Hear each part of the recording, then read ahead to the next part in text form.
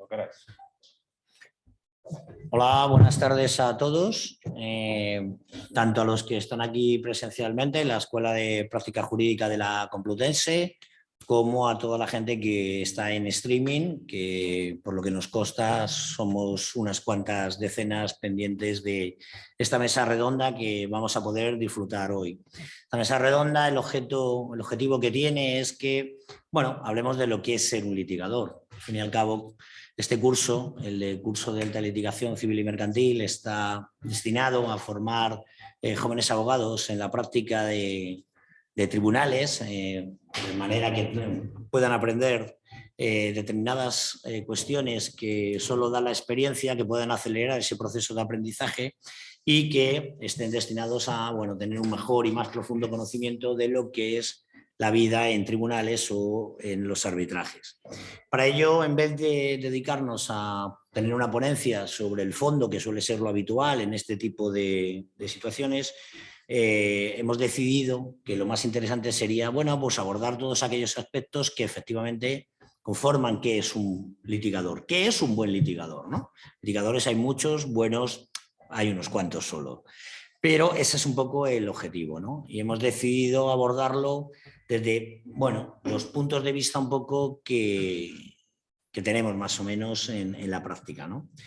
Por un lado estaría Agustín Santos, que es magistrado del Juzgado de Instrucción, de primera instancia número 3 de Móstoles, con amplia, uno de Móstoles, con amplia experiencia en la carrera judicial, con lo cual nos va a aportar bueno, todo el conocimiento del día a día que tiene un magistrado sobre precisamente nuestro comportamiento de litigadores, ¿no? Por otro lado tenemos a Mónica Lavilla, que es asociada senior de Phil Fisher, que lo que pretendemos es que nos dé la visión de una compañera, de una litigadora que no lleva tantos años en la profesión.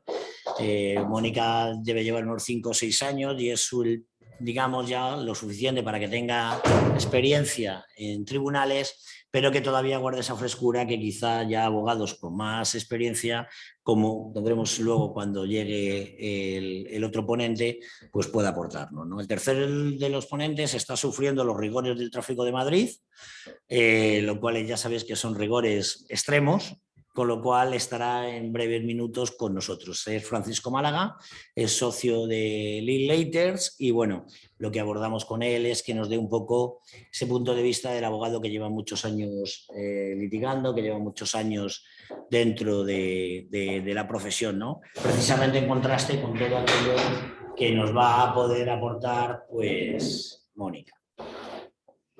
Esperemos que esté en breve con nosotros. Y el objetivo, como hemos dicho, de esta ponencia no es otro que hablar de cuestiones prácticas, de cuestiones puramente que tienen que ver con la estrategia procesal, que tiene que ver con la oratoria, que tiene que ver cómo se percibe, cómo podemos manejarnos dentro de un juzgado, aquellas cuestiones que no están en los libros, que no están en la ley de enjuiciamiento civil, ¿no? Ni qué decir tiene que efectivamente sin un conocimiento amplio y grande y además preciso de la ley de enjuiciamiento civil, todo esto no puede mantenerse. Todo lo que podamos acometer después no tiene ningún sentido, ¿no? Aquello que decía Rodrigo Uría de ¿tú eres un buen abogado o hablas inglés? Bueno, pues ya sabiendo que aquello lo decía nuestro ilustre maestro Rodrigo Uría hace muchos años, hoy en día ya no tiene mucho sentido y es cierto que también tenemos que hablar inglés.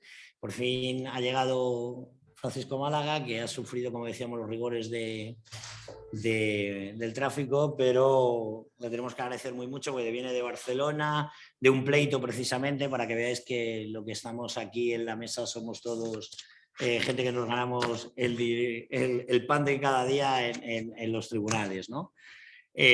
Con lo cual, si os parece oportuno ya, pues podemos entrar a comentar un poco la cuestión, ¿no? Cuando preparábamos esta mesa de ronda, lo primero que yo comentaba con mi equipo y demás, que bueno, que en el fondo, cuando abordamos un un asunto de cara al cliente, un asunto procesal, ¿cómo lo abordamos, ¿no? Yo sí quería preguntaros un poco cómo tenéis esa idea de abordar los asuntos, ¿no? Porque coincidimos, por lo menos dentro de mi equipo, que la estrategia procesal era absolutamente fundamental a la hora de plantear bien un tema y llevarlo a cabo. Y que si esa estrategia desde un primer momento estaba equivocada, luego era muy difícil remontar. Me gustaría saber... Fran, te voy a coger a ti del primero que acabas de llegar a bote pronto para que nos des, porque dentro de que Agustín es un poco quien nos juzga después luego cómo planteamos esos asuntos, incluso cómo los coge o cómo los analiza una vez que han llegado, sí que, bueno, usando un poco de tu experiencia, ¿cómo planteáis o cómo planteas por dónde empiezas un asunto? Bueno, pues yo creo que, bueno, lo primero, siento el retraso y lamento llegar así un poco con la lengua afuera, pero de verdad que luego el tráfico aquí en Madrid está volviendo algo imposible. Bueno, pues yo creo que hay un par de ideas que yo siempre aplico, ¿no? La primera, que hay que ser muy honestos con uno mismo y con el cliente, ¿no? Aseguro que a todos nos ha pasado que nos hemos encontrado con compañeros y en asuntos en los que dices, pero ¿cómo han llegado hasta aquí? Si este asunto no se tenía que haber judicializado nunca, porque una estrategia bien pensada te demuestra enseguida que no hay caso, ¿no? Y sin embargo, continuamente te encuentras con pleitos, que es una gozada cuando estás en lo contrario, porque claro, y no digo que nunca deba ocurrir, porque a veces el pleito hay que ponerlo por motivos estratégicos, por motivos del tipo que sea, pero creo que una regla básica para cualquier litigador, sobre todo en formación, es la honestidad. Hay que explicarle al cliente, aunque sea doloroso, oye, creemos que no tienes caso. A lo mejor otro compañero lo ve, a lo mejor otro despacho entiende que sí, pero nosotros creemos que no. Y la segunda idea es la que tú comentabas. Yo creo que el plan de ruta, o sea, al final, esto es como la prueba del algodón. Una estrategia bien diseñada se ve a lo largo del tiempo. Cuando está bien montada, si tú envías el típico email con 10 puntos y al cabo de 3 meses ves que los 10 puntos han ido cumpliendo, es que la estrategia estaba bien diseñada. Cuando tiene una falla, vas continuamente cambiando de tercio e improvisando, ¿no? A veces no queda otro remedio porque las circunstancias que te hacen improvisar o cambiar de tercio son externas y hay que tener cintura, pero si el problema es que no has visto algo al principio, no lo has tenido en cuenta, no lo has valorado, eso enseguida chirría, ¿no? Entonces yo creo que son, al menos yo lo que hago cuando empiezo un asunto, es tener muy en cuenta las dos cosas. Mónica, desde un punto de vista un poco más reciente de haberte iniciado la profesión, que ya llevas un lustro, con lo cual, más de un lustro, con lo cual algo ya de esto conoces, sabes y entiendes. Sí, pues yo lo que quería aportar en este punto es que creo que la estrategia procesal está muy ligada a la estrategia de prueba, ¿no? Que todo procedimiento pivota en torno al artículo 217 de la LEC, ¿verdad que sí, Emilio? Entonces, yo creo que la estrategia procesal no, o sea, tienes que tenerla planeada desde un momento muy inicial, incluso al momento en el que llega el cliente que quiere poner la demanda. Hay veces que hay que involucrar a un especialista procesalista cuando está negociando acuerdos o grandes contratos para que también aporte la visión de un procesalista para evitar o para apuntalar un posible litigio posterior, incluyendo, por ejemplo, pues cláusulas de selección de un foro más conveniente o intentando que toda esa fase de negociación de ese acuerdo posterior, hablo de un acuerdo por poner un ejemplo, pues tratar de que esté todo bien documentado para el caso de que posteriormente nos encontremos ante un litigio y tengamos una prueba consistente. Agustín, tú cuando cuentas un caso, cuando ves un caso, ¿ves si hay efectivamente esa estrategia, si se nota o es algo más atrabiliario? Algo se nota. No podemos, ni mucho menos al principio, ¿no? Pero no podemos avanzar diciendo que se ve que va bien, se ve que va mal, se ve que... No, pero se nota algo. Se nota si hay un planteamiento o si no lo hay. Si no hay ningún planteamiento, pues es el caso que habéis comentado antes. Es casi un placer hasta para nosotros poner la sentencia, porque suele ser fácil, ¿no? Y rápido. Si se ve que hay un planteamiento, pues cada uno tiene un poco su forma de enfocarlo, pero en mi caso, por ejemplo, y otros compañeros que conozco, nos gusta ver un planteamiento claro y nos gusta poder ver si van bien o si van mal, y tampoco que se pueda ver todo al principio, claro, tampoco se puede al principio. Como decía los abogados viejos antes, los pleitos se ganan en la audiencia, no hay que engañarse. Puedes hacer un gran papel en primera instancia y caer en una audiencia provincial que te dé la vuelta a todo para bien o para mal. Pues volviendo al tema estratégico, yo diría desde mi punto de vista y desde el vuestro que es muy importante que la estrategia sea realmente una estrategia a largo plazo o hasta el final. ¿Y se nota o cambiamos de posición si la diferencia de estrategia entre si somos demandantes o somos demandados? ¿Hay un cambio de...? Sí. La carga de empezar y de definir el proceso la tiene siempre el que empieza, el demandante. Es como una partida de ajedrez de blancas y negras. parece que es mucho mejor llevar las blancas porque llevas la iniciativa, pero hay especialistas en jugar con negras que están siempre a la expectativa y pillan rápidamente las posibilidades, los huecos y ahí entran.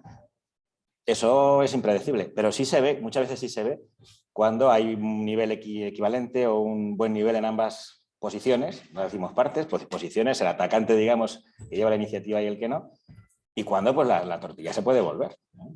Sin ir más lejos, una contestación a la demanda puede haber tenido mucho menos tiempo para plantearse que una demanda, pero tiene siempre una posibilidad de reconvención, o tiene muchas posibilidades para ganar tiempo, o tiene posibilidades de dejar una serie de elementos, de sembrar unas cartas y unas jugadas para jugarlas en la audiencia. O sea, sí nos gusta ver que haya una inteligencia y que hay un planteamiento, y sí nos gusta ver que haya un cierto nivel en la defensa de esas posiciones. Pero al principio, de luego, no sabemos cómo va a acabar. Yo desde luego, sí, yo ahí me lanzo, vamos, yo tengo una opinión clarísima, yo prefiero ser jugador de negras, es mucho más fácil destruir que construir, vamos, 1000 veces. Y de hecho, no sé a los otros compañeros que estáis oyendo, pero muchas veces lo que ves es que se desestiman demanda y reconvención. Y eso canta mucho, quiere decir que lo difícil es montar bien el pleito, porque claro, primero porque a veces el cliente no te ha dado toda la información. Y eso es terrible. Cuando te descubre una serie de cartas el demandado, eso es dolorosísimo. Sobre todo para el cliente, y además culpa suya, ¿no? Porque lo has hecho para motivarme, pues te has equivocado, porque ahora, mira, la visa que he tenido hoy en Barcelona nos ha pasado un poco eso, que nos hemos enterado de muchas cosas en la contestación. Y luego, desde luego, destruir es mucho más sencillo. Vamos, yo al menos gano muchos más temas como demandado que como demandante. Mónica, ¿tu experiencia? Hombre, sí, yo creo que cambia totalmente. Al menos desde mi experiencia, cuando tú eres la parte actora, parece que tienes más tiempo para preparar todo, para preparar la prueba, y cuando eres la parte demandada, aparte tienes que jugar con unos plazos normalmente más cortos, tienes que estar más rápido.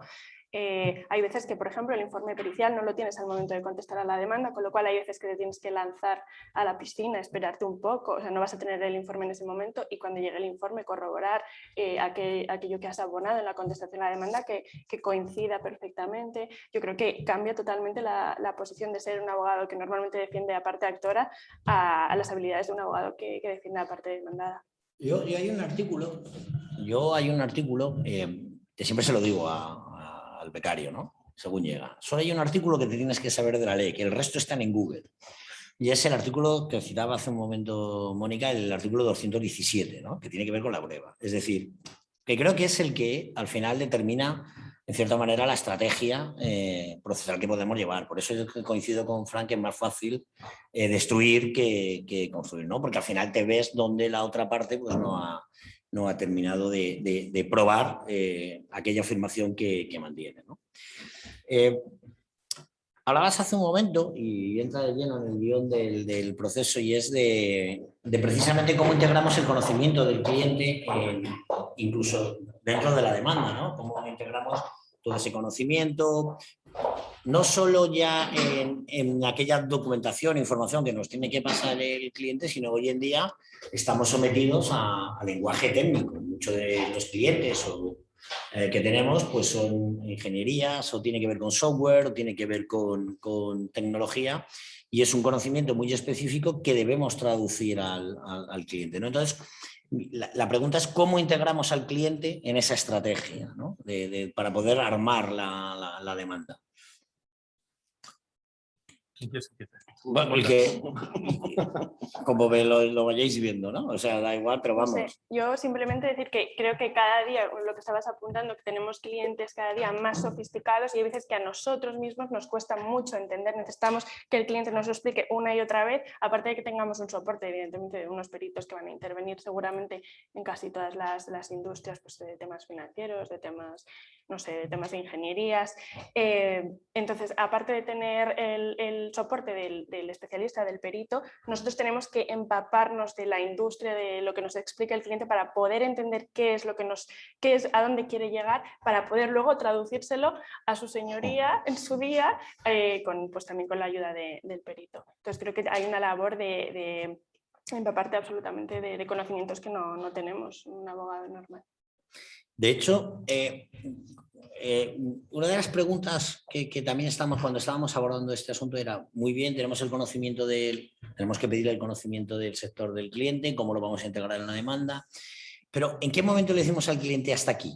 Es decir, los clientes tienden a exponerse y a querer, digamos, conformar parte de la demanda y, en cierta manera, influirla o llevarlo a cabo, ¿no? Entonces, un buen litigador tiene que llegar a un momento en que tiene que decir hasta aquí, tiene que dejar al cliente manganche y coger de ahí lo que le interese.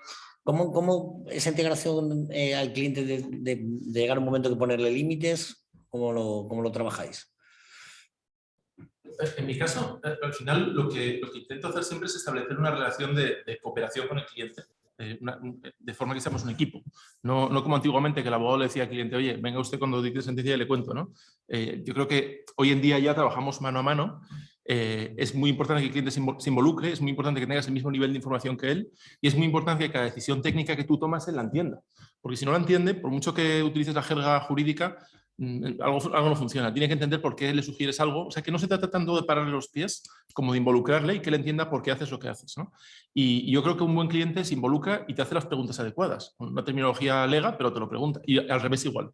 Yo creo que una de las claves del abogado es hacer las preguntas adecuadas al cliente para entender bien toda la información y luego traducírsela a su señoría, que no tiene tanto tiempo como nosotros para estudiar un asunto, pues eso, bancario, un asunto de aerogeneradores, un asunto de lo que sea, ¿no?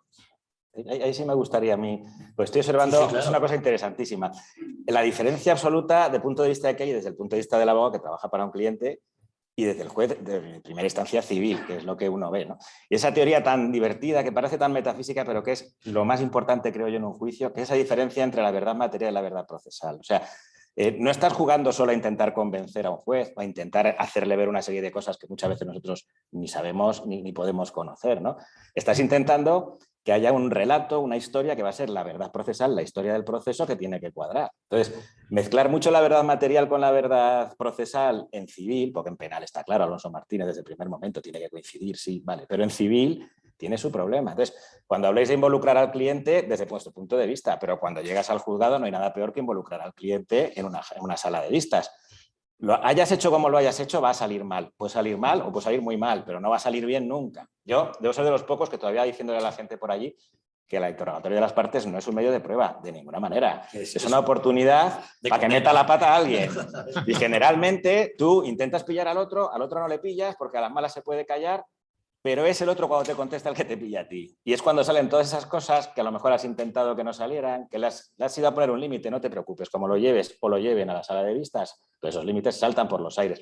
Y lo malo no es que ocurra una cosa que no te convenga, que te destroce de alguna forma tu planteamiento. Lo malo es la discrepancia entre el producto fabricado, que es una demanda o contestación, y lo que tú ves allí. O sea, tu relato es como las películas, ¿no? Tiene que tener una verosimilitud, tiene que haber, ¿cómo lo llaman? Un juicio suspendido, ¿no? Tú cuando tú estás leyendo una novela o cuando estás viendo una película, sabes que no es verdad, pero te parece que lo es y juegas a que lo es. Pues en la sala de vistas, de verdad que ocurre algo muy parecido. Ocurre algo muy parecido. Entonces, claro, lo peor que puede ocurrir es que el juez, que está haciéndose ya una idea de lo que está viendo, de repente se le rompa esa idea y diga, aquí no cuadra. Y si no cuadra es porque alguien lo ha hecho mal. Y si este señor me parece medianamente sensato y creíble, que lo ha hecho mal es el abogado. Y ahora a ver qué hace la otra parte. Pues si juega con negras, se calla. Y no intenta aprovechar para meter otro testigo, para meter otra cosa, porque sabe que ya lo tiene muy fácil. Pero es curioso, porque tú tienes que sujetar un poco al cliente o lo tienes que encauzar, pero sobre todo no debes dejar que eso trascienda. El que habla en el juicio, el que es el dueño del proceso, aunque digamos que es la parte, es el abogado. Ese es el que tiene en su mano arreglar o fastidiar algo. Y muchas veces lo mejor que se puede hacer, de verdad, es no hacer nada. Si has hecho una demanda buena y se está más o menos defendiendo, no toques, que ya tienes tu producto hecho, ¿no? Como el pintor que está allí pintando y de repente hace ¡pum! Un borrón. O el alumno que está rellenando un test y le quedan 3 y en lugar de dejarlas en blanco, las rellenan. Y además que eso queda. Antes todavía con las actas que había ya no, pero ahora que se graba todo, queda. Y la discrepancia que puede haber al valorar una intervención o una coherencia de la demanda con lo que ocurre allí. Antes todavía tenías unas escapatorias, ahora ya no. Ahora el magistrado de la audiencia, y se lo das todo tan hecho y tan arreglado, pues lo va a ver.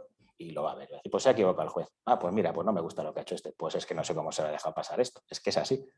Pues sobre todo, construir una demanda, construir un relato procesal que pueda trasplantarse en una sentencia sin chirriar y sin provocar la desconfianza que el juez diga, no, me la están colando. Asentéis los dos, tanto Fran como Mónica, las palabras de Agustín, ¿no? Sí, estoy totalmente de acuerdo. Es un peligro, un interrogatorio de parte. Pero siempre tienes la oportunidad luego, cuando te toque intervenir a ti, de reformular las preguntas de forma que el cliente más o menos se dé cuenta de que esto tiene que matizar algún aspecto, no corregir o no cambiar el relato, pero sí que a lo mejor ha respondido a las preguntas del abogado contrario, ha respondido de una forma que ha quedado algo en duda y que no se corresponde exactamente con el relato del escrito, y tú, en vez de esconderlo, en este caso, sacarlo a relucir otra vez para darle la oportunidad de que matice ese punto en lugar de esconderlo. Y dentro de los cambios que está habiendo al final, precisamente por lo que hablábamos, ¿no? Los cambios que hay de un poco del cliente al que muchas veces nos tenemos que dedicar, ¿no? Pues que hoy en día está... no solo hablo de tecnología, hablo incluso de cómo se reformula un negocio, ¿no? Yo recuerdo una vez explicando un tema para una empresa de retail, que había que explicar que, oiga, mire, yo compré el ordenador por 3 y lo vendo por 5, pero esto no es mi ganancia viene por otras cosas totalmente distintas en mi negocio, ¿no?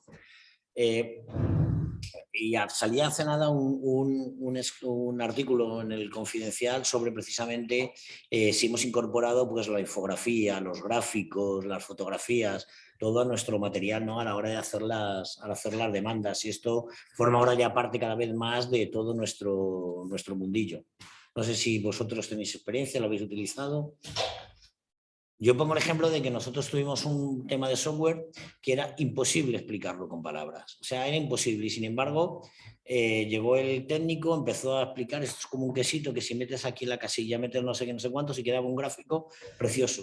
Y fuimos capaces de explicárselo al juez de una manera sencilla que nos hubiera llevado horas y millones de palabras para poder explicar. No sé si vosotros ahora mismo estáis en esa tesitura. Nosotros, desde luego, sí. Para mí es el tema más apasionante y más interesante de todos los que hay en la agenda de hoy. Cómo presentar los hechos y los asuntos a los jueces de una forma que lo entiendan rápido y que conecten con el relato, ¿no? Yo creo que ganas mucho si la demanda o la contestación es atractiva, se lee con facilidad, y cuando es un asunto muy complejo, si introduces fotografías, a veces incluso en algún tema hemos introducido vídeos, ¿vale? Que claro, pues tienen que reproducir, pero por ejemplo, pues para explicar un tema en una autopista, a lo mejor tienes que introducir una infografía para que se vea por dónde circula el tráfico, qué ha ocurrido, por qué no está funcionando una concesión, etcétera. Yo creo que cualquier medio es útil. Lo que a veces nos frena son los medios de los que disponen los tribunales, y claro, a veces no podemos utilizarlos, ¿no? Pero hay temas que no se cuentan bien por escrito, ni se cuentan bien las conclusiones orales, se cuentan bien con imagen o con una reconstrucción, infográfica, ¿no? O sea que sí, sin duda. Yo aquí sí que quería añadir que me he dado cuenta recientemente, porque yo estoy acostumbrada a revisar Mecendo semanalmente, el Tribunal Supremo ya ha dictado, me consta a mí, 2 sentencias en las que ha incorporado el propio documento del que se ha debatido en el litigio, lo ha incorporado como imagen en el texto de la sentencia. Me consta en un tema de un testamento, que debía ser un testamento que tenía algún apunte manuscrito, etc. Y en otro tema que era una póliza, era un contrato de un seguro de vida, una cosa así, y para la lectura de las cláusulas incorpora la foto del documento en sí en la sentencia del Tribunal Supremo. Esto me llama mucho la atención porque normalmente en los buscadores de jurisprudencia tú intentas buscar un texto literal, entonces como estos contratos están incorporados como foto, dije, esto no se va a poder localizar con un texto literal. Entonces, a partir de ahí estuve indagando y el Tribunal Supremo ya está incorporando fotos en sus sentencias. No sé si más adelante habrá pues, gráficos, otro tipo de documentos, pero hasta ahora yo he visto un testamento y una póliza de un seguro de vida, me parece. Y en ese orden de cosas, esta nueva forma un poco que el avance de los tiempos nos lleva a olvidarnos del considerando que yo creo que es con lo que empecé cuando era un joven abogado, ha cambiado el lenguaje jurídico, ¿no? Ha cambiado el lenguaje jurídico en las sentencias, ha cambiado el lenguaje jurídico en las demandas. Ahí estamos. Yo, escuchando lo que decía antes, al final la regla es la misma, yo creo que desde los romanos, que es lo que conocemos, no sabemos cómo serían antes las cosas, ¿no? Pero es eficacia y eficiencia. Entonces, hay que tener un objetivo, hay que hacerlo ver, y eso antes se puede hacer con una oratoria oral, como su propio nombre viene a indicar. Se ha hecho en nuestro sistema siempre por escrito, la demanda siempre, fíjate, todos los procesos civiles la demanda siempre tiene que ser escrita. Las contestaciones puede, la prueba ya veremos, pero la demanda tiene que ser escrita. Tiene que quedar siempre fijado de alguna forma. Y todo esto que estáis comentando es triste o afortunadamente pedestre, es pura y simplemente pedestre. Si te ponen sistemas informáticos lo haces, si no, no. Es así. Y si encima funcionan, pues muy bien. Entonces, ¿que necesitas una imagen o una proyección o algún tipo de cosa? Pues yo te digo yo, en mi juzgado imposible. Imposible, aunque tú traigas la maquinita para mirarlo, imposible. Luego eso tiene que quedar de alguna forma aquí. Al principio, los excesos de cabida, que antes era una cosa del Código Civil de las fincas y ahora es el escrito del SNES con la prueba pericial de 5.000 folios, exceso de cabida. Entonces, al final, cuando ya haya un expediente digital en condiciones y unos programas y unas herramientas en condiciones, ocurrirá. ¿Por qué el Supremo? Creo yo que porque, claro, como tiene los mejores medios después del Constitucional, obviamente pues serán los primeros en hacer estas cosas, aunque ideológicamente pudieran parecer mucho más conservadores, ¿no? Pero si necesitas una cosa y la tienes, la usas. Es un poco como lo de la jurisprudencia, la unificación de doctrina y estas cosas, ¿no? Si tú puedes ir a una base de datos y copiar una sentencia del Supremo en tu juzgado, se acabó todo el problema de si la fuente del derecho o no fuente del derecho, es que es lo que copias. Pero porque lo puedes copiar, no hay más. Pues esto será igual algún día, según qué juzgados, en según qué partidos y en según qué medios o qué habilidades tenga la gente que trabaje allí, porque yo no soy de los más hábiles, hay gente más hábil, cuanto más jóvenes, pues más hábiles para estas cosas. Pero si tienes un edificio judicial con 20 juzgados y con un informático que no sabe si te está contestando desde Indonesia o desde México, porque no es un juzgado que tienes allí, como alguna capital de provincia donde yo he estado, que llamas y baja un informático, te arregla el problema y sigue, pues ni juicio por Zoom hemos hecho en mi juzgado porque no nos atrevemos. Falla una cosa y has fastidiado toda la mañana. Y toda la mañana pueden ser 10, 20, lo que sean, audiencias previas, algún juicio, alguna historia. Yo creo que eso será maravilloso cuando funcione. Y además, en cuanto funcione, será el día siguiente. O sea, no va a ser una cosa que requiera mucha historia. La ley está hablando todavía del escrito, del 217, como de los medios, ¿cómo se llama? Los nuevos medios de prueba, los nuevos. ¿Qué nuevo es esto, no? Lo que pasa es que no tenemos la maquinita para leer. Todavía estamos presentando un CD con una conversación, transcribiéndola y preguntándole a ver si no tenemos que poner el CD, porque como haya que poner el CD, no sé cómo lo vamos a hacer y no sé cómo lo vamos a dejar para que lo vean los señores de la audiencia que lo revisan, que lo tienen que revisar. Entonces, eficacia y eficiencia, conseguir el mensaje con los medios más adecuados y desde luego con economía de medios, lo que también hemos comentado. No hace falta 5 folios ni 10 diapositivas para una cosa. Ah, y otra cosa que quería comentaros también cuando estabais hablando. El abogado tiene que convencer, pero el abogado es un espectador, como siempre. Entonces, si le colocas un perito que lo explique mejor, se produce una identificación un tanto extraña, ¿no?, entre el abogado que no acaba de entender el problema este de propiedad intelectual, industrial o lo que sea, más bien industrial, y el juez que tampoco lo entiende, y llega un perito y hace la luz. Entonces, mira, es así de simple, que lo explique él, que lo haga él, que necesita un cañón láser, que se lo traiga él, que seguro que lo tiene, nosotros no lo vamos a tener. Ya ponemos la cámara para grabar el acta, que se enfoque la pantalla, que se encarguen de todos los peritos. Siguen teniendo todavía un aura de ciencia que se respeta más de lo que parece. Eso es. Y dentro de eso que estamos hablando, el lenguaje ha cambiado. El lenguaje Y volviendo al tema, pues es lo mismo. El lenguaje hacia las demandas, el lenguaje en sala. Yo creo que cada vez más. No sé aquí. Es lo mismo, es lo mismo. Empecé con eso, me fui un poco por los cerros de duda, pero era esa la idea. O sea, ¿no? Esa es la idea. Si quien te está hablando es un perito que habla de no sé qué, pues hablarás sobre eso mejor que nadie. Si tú has preparado una demanda con ese lenguaje, la sentencia no deja de ser un positivado de alguna forma de eso. Si tú ya empiezas con unos párrafos que no están separados y hablando en un lenguaje de hace 50 años para aparentar que tienes mucha experiencia como abogado, pues vas por un camino en el que el juez te va a contestar pues con toda la... Sí, porque paradójicamente aquí Mónica tendrá a lo mejor una opinión más fundada que yo, pero yo lo que percibo con los abogados más juniors del despacho es que intentan utilizar muchos circunloquios y poner mucha subordinada porque parece como que suena más, que tiene más enjundia. Y unas cosas en las que insistimos siempre, oye, simplifica, lo que cabe en 2 líneas no lo pongas en 8, no citas jurisprudencia a menos que sea imprescindible, y escritos muy sencillos que los jueces puedan leer en 15-20 minutos. Y el latín mal puesto. Eso es una cosa que a mí particularmente me recuerda a mis peores tiempos. O sea, de cuando yo estudiaba, el latín mal puesto. Y el fumis boni jurus, el jura novi cirio, unas cosas así que hemos leído, que las ponen. Que las ponga un abogado mayor y dices, pues ya estará mayor, pero que los ponga un abogado joven y dice, mira, quieres aparentar y aparentas mal, ponlo en inglés, vas a quedar mejor. Sí, siempre le puedes echar la culpa al corrector, siempre le puedes echar la culpa. Pero a veces ya no, porque el corrector del latín, no sé yo cómo lo tendrán. No, es verdad, o sea, eso es uno de esos indicios que te demuestran que no funciona, que eso no funciona, algo ha fallado ahí. Porque si en lugar de decirme fimus bonis juris, me dices, esto es así y esto es así, las mejores demandas que he visto tenían 2 páginas, eran 2 líneas, eran automáticas. Esto es así, esto es así. Otro se pone a contestar y no tiene por dónde cogerla, porque como es breve, no ofrece flancos. Y es que es así. Es tan sencillo que tiene que tener razón. A mí me contaba un amigo abogado de Uría, también con mucha experiencia, decía, no, me vino el cliente, que es que, oye, que esta demanda hay que prepararla, pero hay que entregarla ya, la semana que viene tiene que estar, no sé qué, no sé cuántos. Entonces, oye, pues yo pongo al equipo a trabajar, el lunes por la mañana le mandamos toda la demanda, ¿no? Bueno, ¿qué tal te ha parecido? No, muy bien, está estupenda y demás, pero menudo tocho que me has hecho meterme en el cuerpo. Y dice, hombre, eso es por la falta de tiempo. Y dice, bueno, porque hubieras escrito más. Y dice, no, hubiera escrito menos.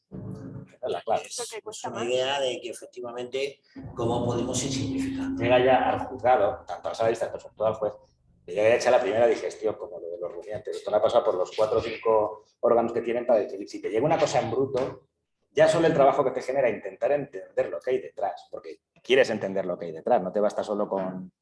Ya solo eso, mal asunto. Y efectivamente, ¿qué ha pasado? ¿No le ha dado tiempo o es que no le ha merecido la pena trabajarlo más? Oye, por entrar en el ámbito de la sala, estábamos hablando de lenguaje, estábamos hablando de cómo mostrar de la demanda pues un montón de cuestiones técnicas o de especial dificultad, pero hay algo que se ha relacionado siempre con un buen litigador, ¿no? Que es la oratoria. Cómo hablamos, la manera que tenemos de expresarnos, algunas veces confundíamos la oratoria con la floritura. La oratoria es un bien necesario dentro de un buen litigador y es decir, pues somos capaces de tener un buen producto, como decía Agustín, una buena demanda, y luego en la vista con nuestro oratorio acabar desperdiciándola, es algo que debe trabajar bueno, aquí tenemos un joven también abogado y demás, y es algo que deben trabajar, es algo que deben construir. Estoy hablando mucho, pero sigo hablando, no hay problema.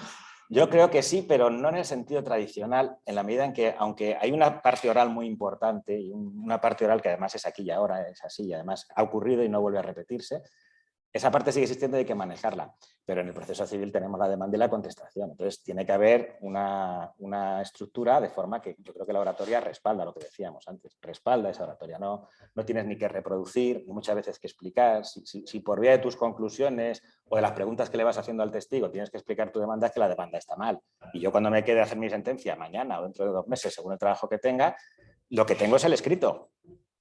Lo que tengo es eso, y además que eso va a ser así. Aunque lo hayas intentado arreglar con tu oratoria, a la audiencia le va a quedar el escrito. Y el objeto del proceso lo has definido con el primer escrito. Entonces, la oratoria es muy importante, pero sobre todo es muy importante afinar muy bien a qué va dirigida. Entonces, no debe ir dirigida ni a explicar la demanda ni a completarla. Debe ir dirigida a sacarle punta a la demanda contraria, a perfilar muy bien lo que te interesa que aflora ahí en el trámite de prueba. Y sobre todo en las conclusiones se decía que eran el proyecto de la sentencia, pero las conclusiones perfectas, orales o escritas, son las que el juez puede copiar en su sentencia para darte la razón. Si tú no le das en las conclusiones la sentencia ya hecha al juez, ¿cómo vas a ganar ese juicio? Y ahí sí que es importante que al juez le quede lo último que has dicho y el cómo lo has dicho. Ahí sí. Entonces, mire, sí, yo sí, bueno, está en la demanda, le dediqué tantos folios a la demanda y ahí haces tú tu argumentación. La oratoria no es la floritura, la oratoria es ir al grano, es ya llevar la atención del espectador, en este caso el juez, a la parte que te interesa, sin que sospeche que le estás tapando una parte que es tu punto débil. Y eso hay que saber, Totalmente de acuerdo. Vamos, me alegra oírte porque estamos completamente alineados. Yo creo que es eso, es al final, primero, conectar, que no siempre es fácil. Ves a veces muchos compañeros que están hablando para la pared porque no les está escuchando su señoría y dices, pero ¿por qué seguir hablando? ¿No? Primero, conectar bien y eso sí que requiere una cierta gracia, ¿no? Segundo, eso, poner el foco donde interesa. No es que mintamos, pero hombre, hay partes, si tienes que vender una moto, pues no vas a enfocar el abollón, ¿no? Enfocar, mira qué bonita es aquí la pegatina que tiene, ¿no? Y luego yo creo que también, claro, seguro que tú vas con los deberes hechos y los papeles leídos, pero hay muchos compañeros que a lo mejor porque no tienen tiempo o porque se confían, a veces te encuentras que tienes que empezar más atrás, porque percibes que el magistrado o la magistrada no está imbuido todavía del tema, con lo cual tienes que empezar, tienes que dar un paso atrás. Si te interesa. Porque a lo mejor, a lo mejor no te interesa. Claro. No te interesa siempre. Pues a veces, a mí me pasa, a veces no llegar con todo tan masticado, pero a veces también es que le echas un vistazo, ves el planteamiento y dices, a ver qué pasa aquí. A ver qué pasa aquí. No puedes llegar con la sentencia ya hecha. Ni siquiera. O sea, yo lo intento hacer un par de veces al principio, porque esto está tan fácil. Y las 2 veces que he ido con la sentencia casi hecha, la he tirado. Ya no lo he vuelto a hacer, porque es que no es lo que parece. Tienes que saber, no digo engañar, pero tienes que saber. Pues tú te percatas de que el juez no se ha leído todo vamos a ver si consigo que se salte esa parte de la demanda que no me salió bien, o vamos a ver si se queda con la prueba que me ha salido bien y yo le ato, ¿no? Le relaciono el resultado de la prueba que me ha salido bien con lo que yo quiero. Sí, la demanda tiene más cosas, ha habido más testigos. ¿Para qué los voy a sacar las conclusiones? Esa es un poco la filosofía. Y muchas veces estamos haciendo más cosas a la vez, pero estamos oyendo. Yo particularmente soy de los que les gusta oír y cada vez más, porque ahí está. O sea, si tú mismo no estás contando tu historia bien, mal. Y si la estás contando bien, me estás haciendo un favor, me estás facilitando el trabajo un montón. Que yo esté a lo mejor mirando otras cositas, estas cosas que a veces te llevas a la sala de vistas de un monitorio, a ver si la demanda le quita los intereses moratorios, la comisión por no haber saludado cuando pasaste por ahí, esas cosas, eso no implica que yo no esté escuchando. Cuando yo estoy escuchando las conclusiones, no es porque sea una buena persona con mi asunto ni con los abogados que están allí, es porque estoy intentando ahorrarme el trabajo que sería en mi casa, horas de lectura y horas de desentrañar algo que me están contando. Es absurdo que me estén contando una historia y yo me esté despistando. Nunca lo perdáis de vista. Por último, porque tenemos un montón de preguntas de la gente que nos está viendo de streaming, bueno, también la gente de la sala, por supuesto, podéis hacer las preguntas que consideréis oportuno. Yo lo que sí me gustaría es, no que dierais un consejo de qué debe hacerse, porque lo que debe hacerse es apuntarse a este curso donde estos ilustres profesores seguramente van a tener la oportunidad de enseñarles un montón de cuestiones, eso es lo que debe hacerse. Pero sí que me gustaría que dierais un consejo de qué no debe hacerse en sala. ¿Qué es la cuestión que habéis visto, que habéis tenido la oportunidad, que habéis sufrido en un determinado momento, de qué no debe hacerse en sala? Me gustaría que le dierais ese consejo a toda la gente joven que nos ve, ¿no? Yo es que no debe hacerse en sala, pues básicamente cansar a la gente. Pensamos que el que es un pesado es porque no tiene nada realmente que decir, no tiene un buen producto que enseñar. Cansar, no. No le admito esta prueba, recurro, protesto, pues protesto. Pero es que además protesto más. No, mire, ya recurrir y ya protestar. Si esto, la protesta solamente es para que conste que usted no está conforme, no me la cuente, ya me la contará, por ejemplo, ¿no? Es que interrumpes completamente, eso sí que no se debe hacer nunca. Interrumpir al otro. A mí me ha pasado intentar poner orden y cuando ves que se están intentando interrumpir, dejarles y cuando llevan un rato decir, se ha grabado todo, alguno de ustedes irá a la apelación y allí van a ver lo que ha pasado y van a ver por aquí, no se puede hacer nada. Interrumpir, ser pesado, impedir que se vea de qué se está hablando, eso yo creo que es lo peor. Yo creo que evitar la confrontación con su señoría y con el abogado contrario, sobre todo, porque realmente a lo mejor el cliente se cree que lo importante es su tema y a lo mejor va a sala y se espera que aquello sea, que se confronte mucho más y que sea más beligerante y realmente lo que necesitas es persuadir al juez y no le hace falta utilizar un tono bronco ni nada. O sea, para la gente joven ir relajados, utilizar un tono que se te escuche, intentar persuadir al juez con un tono normal. Y luego, por otro lado, ¿qué no se debe hacer? Yo creo que, por ejemplo, en audiencias previas es importante saber en qué puntos tienes que hacer un esfuerzo extra y desgastarte y en cuáles no, cuáles tienes que dejar correr. Entonces, hay veces que tú a lo mejor preparas la vista pues, con tu socio, etcétera, etcétera, y está prevista de una forma, pero tú tienes que saber en ese momento qué cosas vas a dejar pasar y en qué cosas sí que tienes que insistir. Entonces, yo creo que eso también es importante. Yo diría dos cosas. En una coincido con su señoría, no aburrir al personal. Hay gente que aburre a las piedras. Y además es que eso, desconectamos todos.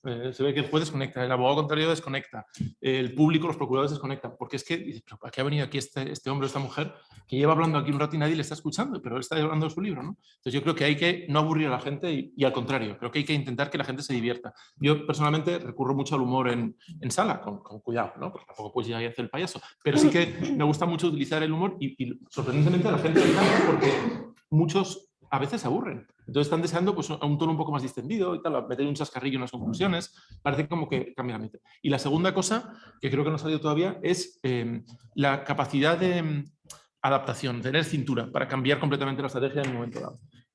Antes lo comentabas tú, ¿no? Que por ejemplo eso a veces las conclusiones no se parecen en nada a lo que ya has preparado, porque no tiene sentido, porque todo se ha focalizado en algo que ya ves que por ahí puedes tener el asunto y ves la cara de su señoría y dices, aquí es donde lo voy a ganar o lo voy a perder, ¿no? A veces tienes que consultar un testigo después de dos preguntas porque ves que te va a hacer más daño que bien. O a veces en una audiencia previa tienes que saltarte cosas que ibas a decir y dices, oye, sí, a nadie le interesa, ¿no? Entonces, esa capacidad de adaptación, que eso sí que yo creo que requiere años, porque tienes que tener un poco de sala para poder hacerlo, tienes que estar muy cómodo, es fundamental, no ir ahí con el esquema rígido. Bueno, pues vamos a pasar las preguntas que han estado mandando, bueno, pues en streaming un montón. Mi compañera, no sé, mi compañera Patricia, que es la coordinadora del curso, pues nos va... Sí, como vamos un poco de justo de tiempo, vamos a centrarnos sobre todo en las que son más procesales. Aquí hay una última que nos preguntan que si estas recomendaciones son válidas también para el proceso penal. No sé si vosotros tenéis experiencia en penal también o no, si podéis dar una respuesta. Yo sí que hago penal, normalmente en la Audiencia Nacional o en algún tema económico, pero creo que la mayor parte sí. Es verdad que es muy diferente, es un procesal más de brocha gorda, en mi opinión, no van más a el juez y el fiscal tienen un poder absolutamente desorbitado. Entonces, pero yo creo que la capacidad de adaptación y de no aburrir sirve exactamente igual. Sí, yo no obstante sí que precisar que todo lo que yo digo aquí es al proceso civil y casi a la primera instancia. El proceso penal hay que entrar con otra actitud y la cosa es mucho más seria. No estás jugando con unas humedades en una terraza valoradas en 150 euros, sino que puedes estar jugando con muchos años de cárcel y claro, todo lo que hemos hablado sí, pero de otra manera y con más cuidado. Nos preguntaban también aquí al principio de la charla que qué opinaba la mesa cuando un testigo se pone a dudar y empieza a mirar a su letrado. A su letrado. A su letrado. Esto suele ser bastante común. Pues no sé si os sorprendo si os digo directamente que me encanta oírle hablar en esas circunstancias. Ahí está. ¿Ya qué más necesitas? Intentando recibir el mensaje del más allá, ¿no? El abogado intentando mirar para otro lado para que no se note. Y entonces, a ver qué pasa. Y esas situaciones de las más divertidas, ¿no? Como cuando un actor en el teatro se le va un poco lo que tiene que decir. Entonces, en el teatro pues te sientes de alguna forma, intentas arroparle, ¿no? En el juzgado te sientas y miras y dices, ¡hala! Muy bien. Aquí me va a dar el tema ya clarito. Y mira que les entrenamos para que nos lo hagan, ¿eh? Porque de verdad que eso decimos una y otra vez, no me mires, sobre todo no me mires a mí, mira a su señoría y tal. Pero no son profesionales, no son profesionales. Tú, basta que veas a un testigo, tú tienes tu instinto, que te equivocas o aciertas, pero tú eres un ciudadano que lo está pasando mal porque es testigo, no la parte que eso es allá ellos, ¿no? Pero tú ves a un testigo que lo está pasando mal y en un momento le dices, si no se acuerda, no conteste. Porque puede salir de aquí por una tontería, ya no digo con un falso testimonio, pero sí con una agobio. Ya sabemos que muchas veces la pena en sí es el proceso, pero un testigo ahí de pie, sudando la gota gorda, que no sabe cuándo se va a su casa, si le va a pegar su abogado, si le va a pegar al abogado contrario, si le va a meter en la cárcel. No tiene sentido hacer sufrir a un ciudadano ese tipo de cosas, entonces le dejas que se le olvide todo y en cuanto empieza a olvidarse, pues se acaba la prueba y todos están contentos. Yo en eso siempre, además, no tiene que ver con testigos, sino con los abogados de las preguntas de 3 días. O sea, ya van a decir, señoría, es que es imposible porque yo ya me he perdido. O sea, a la tercera línea que debe haber leído este hombre sobre la pregunta, yo he pasado recientemente una que iba sobre una máquina. Pues la abogada contraria decía todo el rato la numeración de la máquina. H4, 5, 6, 7, 8, en cada pregunta al testigo. Yo ya no podía más, ¿no? Estas preguntas que hacen que son kilométricas, teniendo en cuenta, considerando que el día... Es imposible contestar. Si el testigo la contesta, es que está preparado y muy bien preparado. Y si es un testigo profesional, no hay que escucharle. Hay que sonreírle para que se sienta acompañado y después no tenerlo en cuenta a la hora de dictar la sentencia. Porque claro, te lo van a pillar. Si un señor capaz de recordar todo eso, él está preparado. Sobre todo si recuerda todo cuando le pregunta, claro, no se lo ha llamado y luego se le olvida todo cuando le pregunta. Eso está preparado.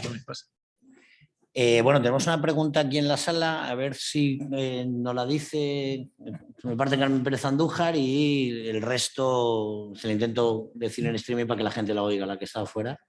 Muchísimas gracias. Lo primero de enhorabuena, que ha encantado la mesa y la pregunta va a su señoría. Me gustaría, ¿cómo se conjuga eso de hacer unas buenas conclusiones que sirvan para, casi pueda poner la sentencia con lo de tiene usted 5 minutos, señor letrado? A ver, la pregunta, espera Agustín, por si no han escuchado sí. desde...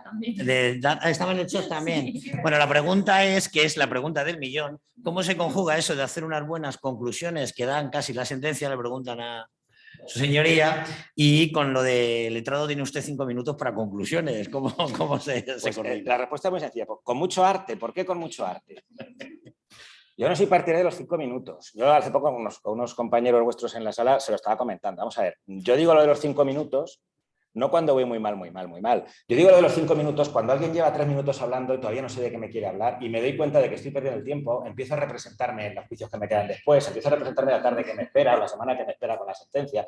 Entonces, Yo no soy partidario de eso de los 5 minutos porque unas buenas conclusiones duren 2 minutos o duren 20 me han hecho la mitad de la sentencia. Si es que 20 minutos en la sala de vistas me ahorran 2 horas en mi casa. Entonces, solo por eso ya me parece que hay muchos compañeros que lo hacen y es un error en cierto sentido. En otro sentido, en otros juzgados, donde hay listas de juicios pendientes, hay que poner 5 minutos. O 10, o 2, o los que sean.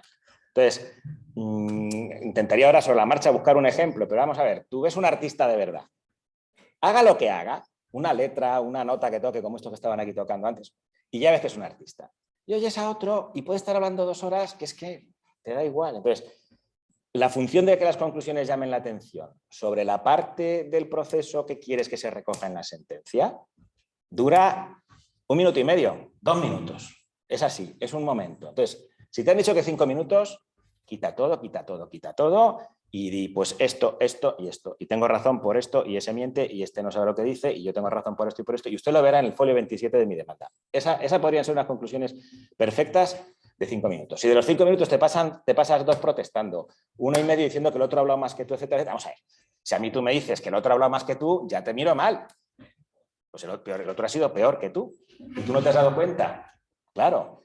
Entonces, se puede. Es verdad que hay por ahí una escuela de cortar, pero yo antes de cortar le doy la oportunidad al letrado de que me haga la mitad del trabajo, sinceramente. Que no me lo hace 5 minutos. Y que encima tampoco, bueno, pues me toca estudiármelo. Tampoco quiere decir nada. Como aquí no vamos a avanzar más, me lo llevo a mi casa y cuando toque lo haré. Ese es el efecto de unas conclusiones mal hechas en 5, en 2 o en 20 minutos. Claro, hay trabajos que requieren mucho más tiempo, eso sí.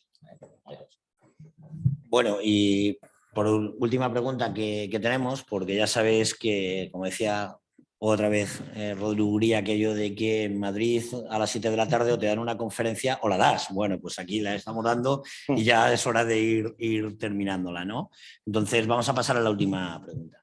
Sí, nos quieren preguntar por nuestra experiencia en la celebración telemáticas de audiencias previas y juicios comparándola con la celebración presencial. Esto podría dar para mucho. Es como por barrios. Vuestro, ¿no? A mí personalmente no me gusta mucho, la verdad. Lo hacemos todos, nos queda más remedio. Todos estamos haciendo audiencias previas, incluso juicios, arbitrajes.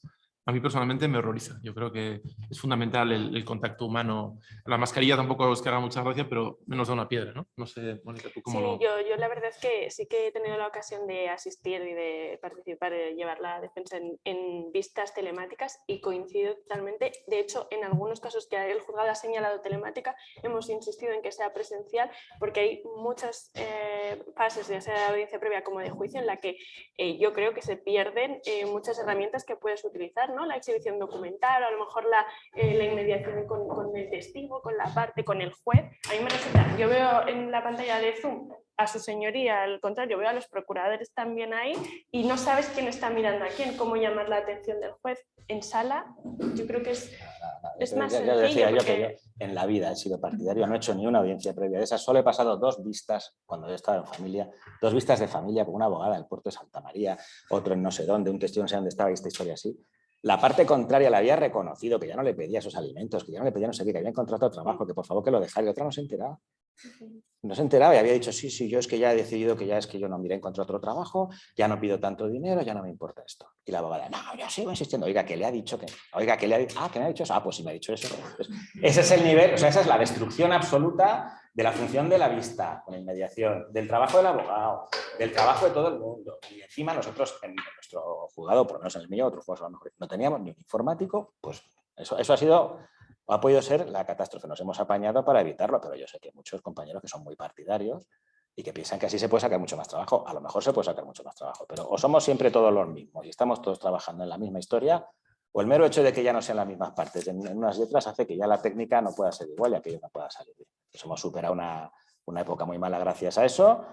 Y a lo mejor conviene trabajar en ese tipo de cosas, pero con ciertas garantías y con ciertas normas que ahora ni se están ni se las espera. Lo curioso es que todavía se está viendo señalamientos para, por desgracia, para dentro de mucho tiempo y son señalamientos telemáticos, o sea que parece que algunos jueces sí que quieren continuar con esa Están haciendo encuestas, esto sí os lo digo, están haciendo encuestas para que nosotros vayamos diciendo si nos parece bien que aquello se prorrogue o no. Y yo, que soy completamente radical e integrista, contrario de eso, y soy la minoría más absoluta de toda la gente que conozco. Por alguna razón piensan que porque es una audiencia previa o porque es una cosa de poca monta o porque hay pocos testigos se puede hacer, y que sí que se puede hacer, pero esto no es el modelo de justicia. No se puede tocar una pieza, y más una pieza tan importante dentro de un sistema entero, así alegremente, solo porque parece que vamos a ahorrar tiempo y vamos a ahorrar cosas que no sabemos lo que está pasando. Entonces, yo ahí, ¿qué quieres que te diga? Si os digo esta historia, o sea, parece que hay un cierto ambiente judicial, el Consejo y demás, partidario de ver hasta dónde se puede llegar, y hay otra corriente que ahora me parece minoritaria, porque a lo mejor salimos del armario todos a la vez y resulta que todos estamos en contra de esto, y efectivamente, pues habrá que ver. Bueno, de hecho teníamos una pregunta de por qué no se vuelve a las togas ya. O sea que... Una razón muy práctica, porque las togas son una fuente de contagio, una sala de togas donde las togas se lavan una vez al año, y la misma toga se la ponen 7 abogados distintos, es así de simple. O sea, lo primero, el primer día, el último día que hicimos juicios antes ya del estado de alarma, lo primero que se decía era, aquí no entra nadie con toga, por no decir claramente, con esas togas guarras que tenéis en la sala de vista, que no se sabe quién ha tosido ahí, no sabía qué había pasado. Entonces, nada de togas, nada de togas. Corbata vale, pero togas no. Bueno, pues voy a dejar paso a Jesús María González, que es codirector del curso de litigación civil y mercantil, para que nos hable un poco, bueno, pues precisamente de la naturaleza y la esencia y el objetivo que tenemos con este curso, bueno, para aquellos que quieran perfeccionar en el arte, como hemos visto, porque creo que podemos concluir que es un arte de litigar.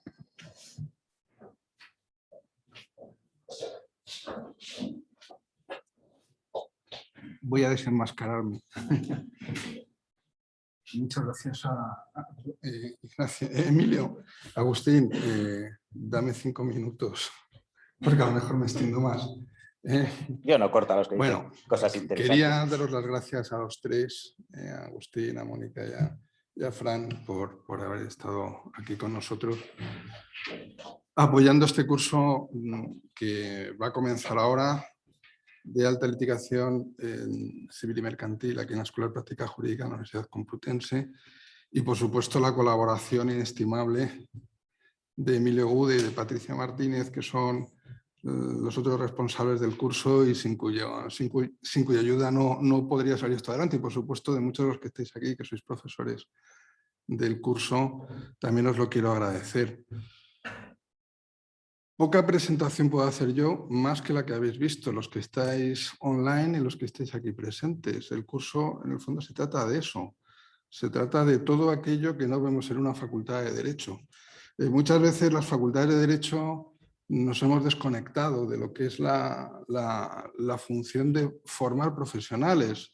No digo yo que no sea importante y relevante lo que hacemos, pero es verdad que muchas veces, si vosotros en los despachos lo sufriréis con más claridad que nosotros, y lo veréis con más claridad, con mayor nitidez, muchas veces los jóvenes graduados llegan a ser una formación en habilidades que ahora se valoran mucho, esas que, y me disculpáis una expresión inglesa, esas soft skills, ¿no? Esas habilidades que no están en un plan de estudios, pero que es eso, hablar bien, hablar con educación, gestionar bien el estrés, estar tranquilo en una sala de vistas.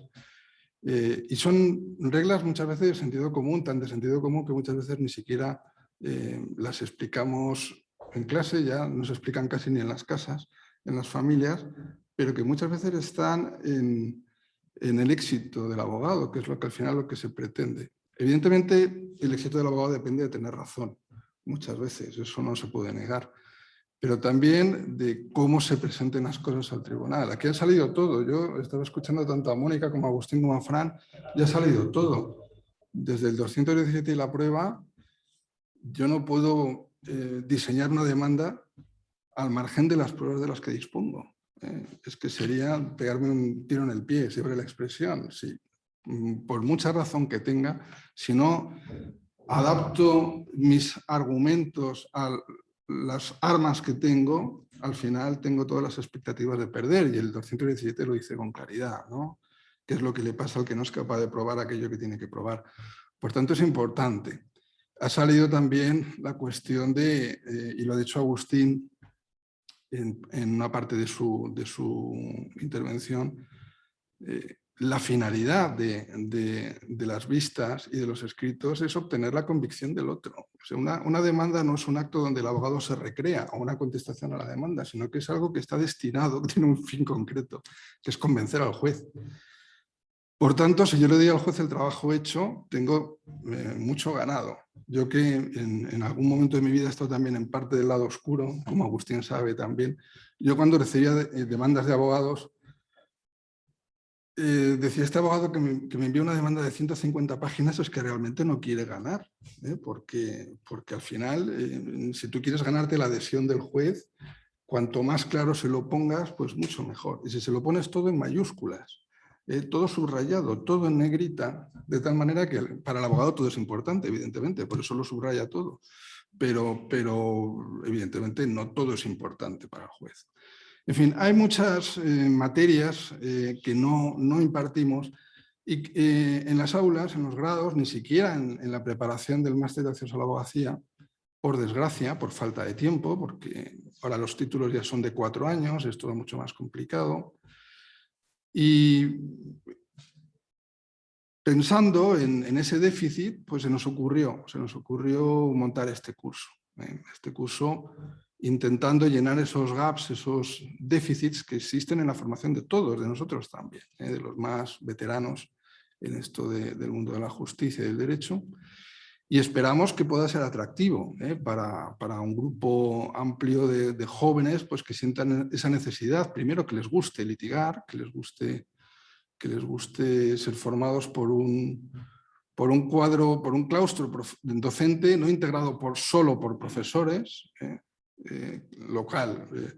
No es malo, los profesores no somos malos, debemos decirlo también y que quede aquí grabado también y registrado, sino por personas que tienen experiencia docente, que aunan las dos perspectivas de la docencia, del estudio y por supuesto de la práctica procesal, que mejor que nosotros, o mejor que para nosotros es mucho mejor aunar esas dos partes dentro de la formación y de la actividad jurídica. Por tanto, repito, insisto, gracias a los que estáis aquí, gracias a los que no estáis y nos estáis siguiendo desde vuestros lugares, gracias a Mónica, a Fran y a Agustín, y esperamos que comenzar con éxito y con una buena andadura y a ver si conseguimos pues, cumplir el objetivo. Nada más. No sé, a lo mejor he disuadido a todo el mundo de apuntarse al curso, espero que no.